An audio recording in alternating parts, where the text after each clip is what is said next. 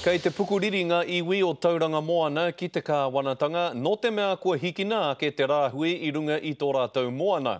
No tērā marama I hikina ke ai, ahakoa kei te rongo tonu I te hau kāinga I ngā pāanga kino o te aituātanga o Rina.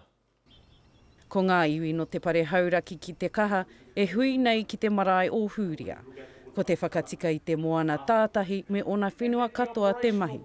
Whai muri mai I te aitua o Rina. Ko mātau hoki ngā iwi mai hauraki tai atu ki te whānau apanui, e hiana mātau ki te kōrua, ki te mahi tahi I te whakapai tō tātou nei moana atoi.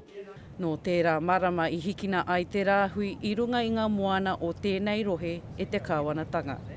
Engari mō tēnā, e ai ki te iwi kāinga. Koe kore mātau e whakaana ki tēnā.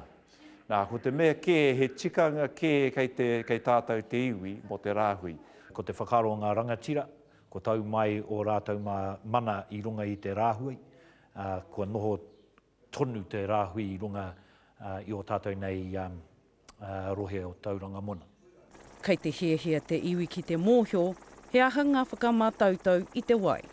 Our rangatira need to be engaging with the minister, with the regional council chair, with the mayors to make sure that the kaupapa that we set is agreed at an iwi te iwi and iwi te kāwanatanga level.